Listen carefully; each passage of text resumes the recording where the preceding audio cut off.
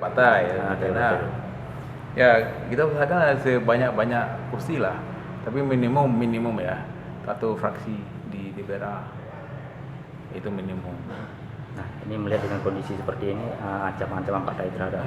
Justru kali ini menguntungkan kita yang cinta damai. Rakyat Aceh sudah mulai bosan dengan kekerasan, dengan tipu daya, dengan intimidasi dan teror. Rakyat Aceh sudah belajar dari kejadian pilkada lalu, di mana rakyat Aceh menaruh harapan, menaruh masa depan yang cerah. Ya, ternyata mereka tidak deliver. Mereka deliver ya kekerasan lagi. Nah, sampai saat ini kira-kira itu siapa yang bermain di? Yang bermain udah berhasil diungkap oleh polisi ya Partai Aceh. Partai Aceh terkait seperti yang terjadi di Pantai Barat 2 bulan terakhir ini. Mereka juga. Yang di Mekeh Selatan dengan Abdian. Kalau di Mekeh belum terungkap, tapi modus operandi sama saja. Tapi belum terungkap dengan jelas apa. Yang lain sudah banyak yang terungkap. Bahkan semenjak pilkada yang di mana korban jatuh 12 orang yang meninggal, dan kemudian setelah pelantikan gubernur juga ada 2 lagi yang meninggal. Itu kenapa tuh? Dibunuh.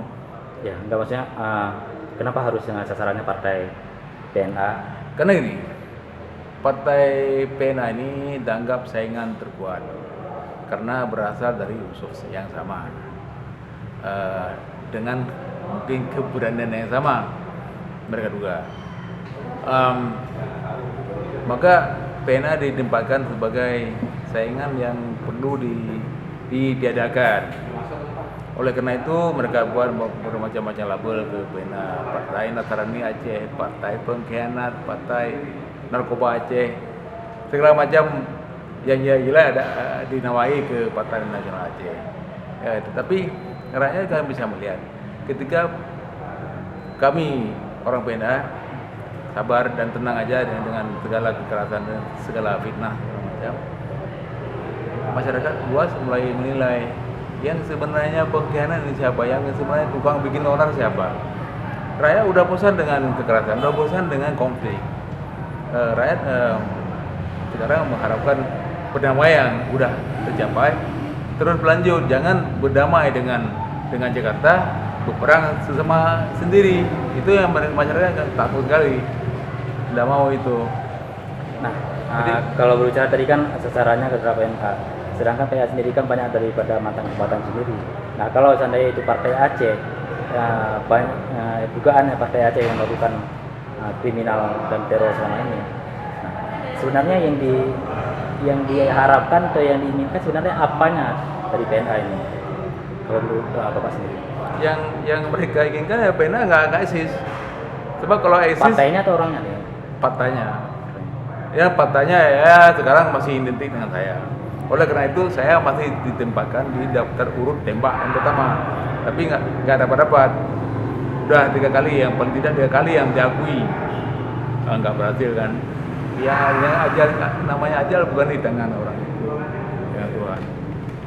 Jadi ya mereka harap dari keadaan ini kalau bisa mereka cancel PNA itu, mereka tiadakan PNA agar mereka mudah melenggang ke atas.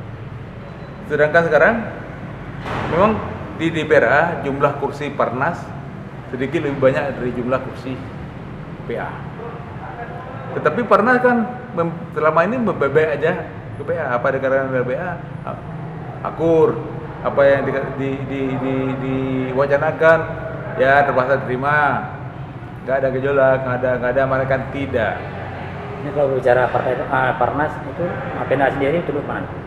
Kalau untuk ke mana? Presiden. Kalau berbicara Parnas, partai lokal sendiri dari PNA tunduk mana? Maksudnya akan bergabung dengan apa? Oke, kita bergabung dengan semua Parnas nanti di DPR. Dan bahkan kita akan bergabung dengan Partai Aceh.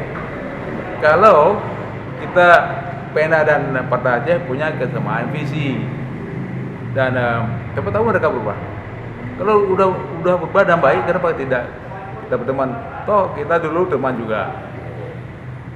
Nah, pesan kepada para keamanan untuk menegakkan hukum yang ada di negara apa itu yang Begini, kepada aparat keamanan dalam hal ini polisi, jaksa dan hakim, itu kan aparat penegak hukum, agar senantiasa menjunjung tinggi, jangan berpihak ke saya, kepada negara Aceh, jangan berpihak kepada siapapun. Saya tidak mengatakan bahwa selama ini aparat berpihak, ya, tapi kalau melihat pilkada yang lalu, rasanya tidak ada pengamat yang tidak mengatakan aparat keamanan dalam hal ini penegak hukum berpihak kepada pihak. Itu mungkin ada hal-hal yang mengharukan begitu, terserahlah, dan itu sudah berlalu. Yang sekarang kita inginkan aparat penegak hukum benar-benar menegakkan hukum. kasus yang di Aceh Selatan dan Abia sampai belum terungkap ya? Belum terungkap dan aparat masih terus memburu pelaku.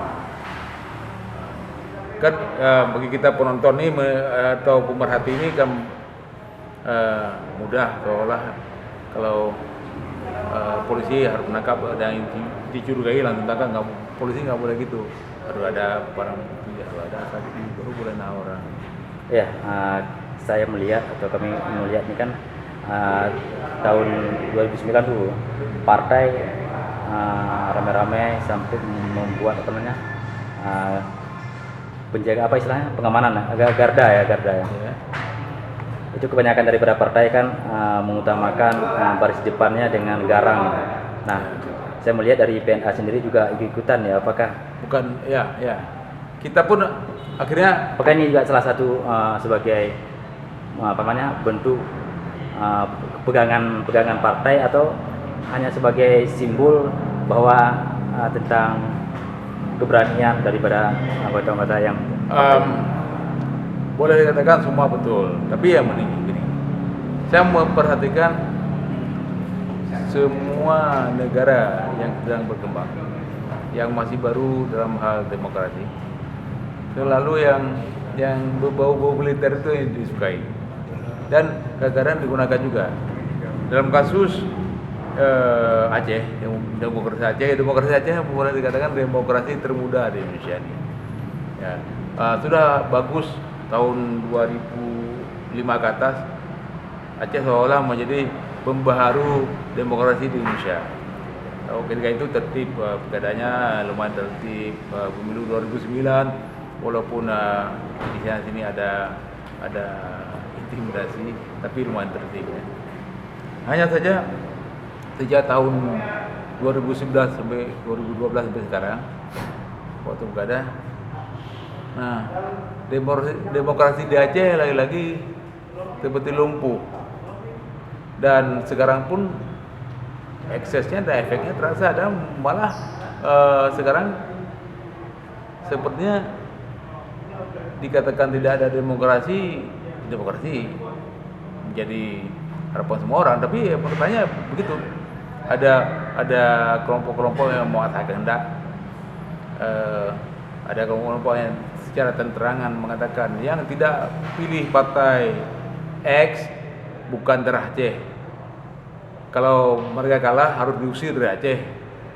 Ya yang begitulah keadaannya, cuma di negara yang menganut paham komunis ortodok.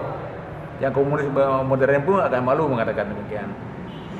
Nah, jadi pembentukan satgas, partai-partai, semua partai punya satgas, antara lain karena ada intimidasi dan teror macam ini. Satgas PNA dibentuk karena pengalaman masa lalu juga, pengalaman waktu pilkada.